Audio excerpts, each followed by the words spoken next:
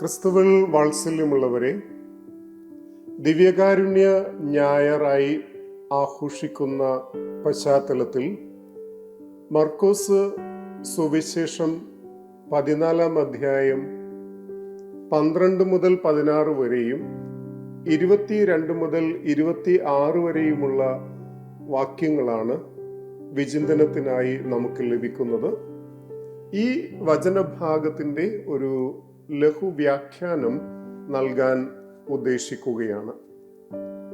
മർക്കോസ് സുവിശേഷകൻ നൽകുന്ന പീഡാനുഭവ വിവരണത്തിൻ്റെ ഒരു ഭാഗമാണ് ഈ വചനഭാഗം.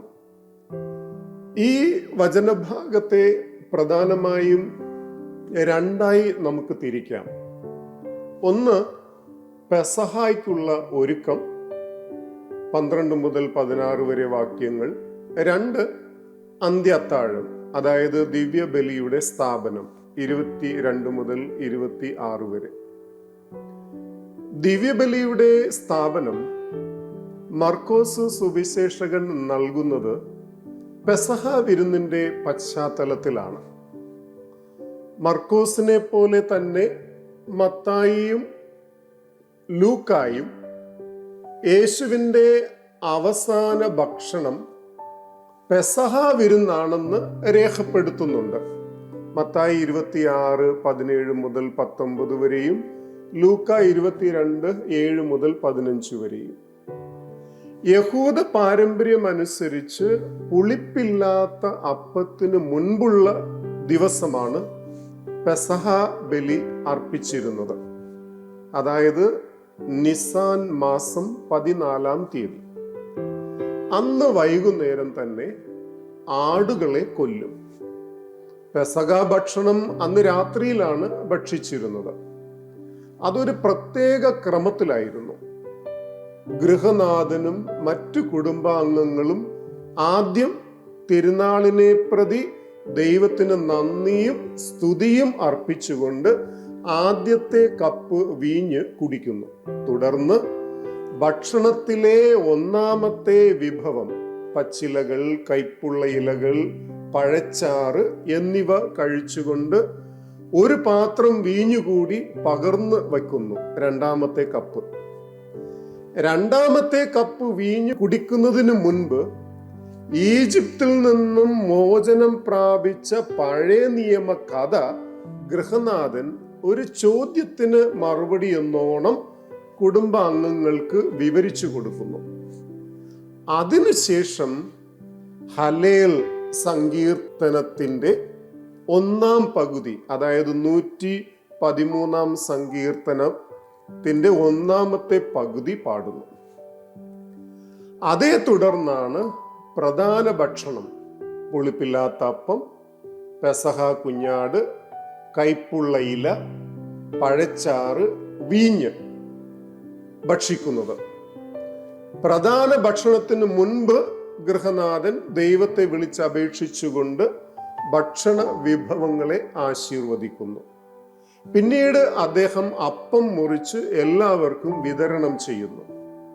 അതേ തുടർന്ന് 3-ാമത്തെ പാനപാത്രം വീഞ്ഞ്, അത് അനുഗ്രഹത്തിന്റെ പാനപാത്രം, ഗൃഹനാഥൻ കൃതജ്ഞതാ സ്തോത്രം ചൊല്ലി ആശീർവദിച്ച് എല്ലാവർക്കുമായി കൈമാറുന്നു.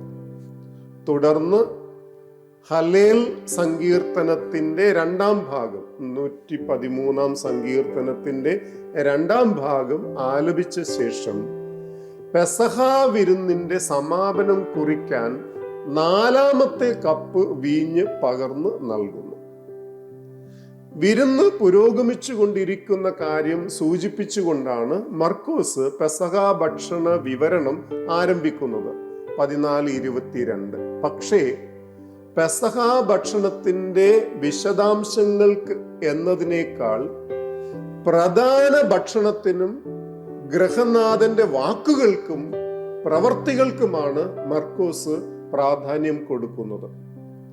യേശു അപ്പമെടുത്ത് ആശീർവദിച്ച് മുറിച്ച് അവർക്ക് കൊടുത്തു. അപ്പം തൻ്റെ ശരീരമാണെന്ന് യേശു പറയുന്നു. ഇത് സ്വീകരിക്കുവിൻ, എൻ്റെ ശരീരമാണ്. യേശു പറയുന്ന ഈ വാക്കുകൾ പെസഹായിലെ അപ്പമായ പുളിപ്പില്ലാത്ത അപ്പത്തിൻ്റെ വിശദീകരണത്തിൽ നിന്ന് വ്യത്യസ്തമാണ്. തുടർന്ന് യേശു അനുഗ്രഹത്തിന്റെ പാനപാത്രം എടുക്കുന്നു. പെസഹ വിരുന്ന് വേളയിൽ വിളമ്പുന്ന മൂന്നാമത്തെ കപ്പ് വീഞ്ഞാണ് ഇത്.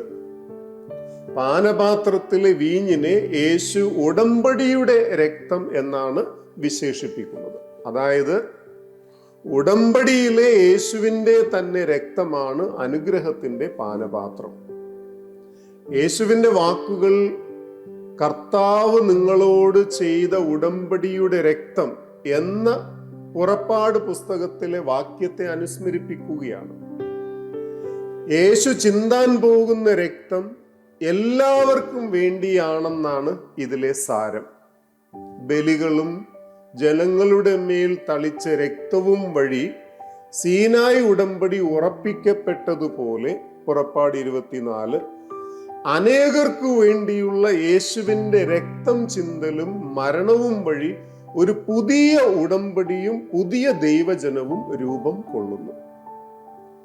പെസഹ വിരുന്നുമായി യേശുവിൻ്റെ അന്ത്യ അത്താഴത്തെ മർക്കോസ് ബന്ധിപ്പിക്കുന്നുവെങ്കിലും യേശു കൂട്ടിച്ചേർക്കുന്ന വാക്കുകളിലൂടെ, അതായത് എൻ്റെ ശരീരം, ഉടമ്പടിയുടെ രക്തം, യേശു ശിഷ്യരോടൊത്ത് ഭക്ഷിക്കുന്ന പെസഹ ഭക്ഷണം അവിടുത്തെ മരണവുമായി മർക്കോസ് ബന്ധിപ്പിക്കുകയാണ്.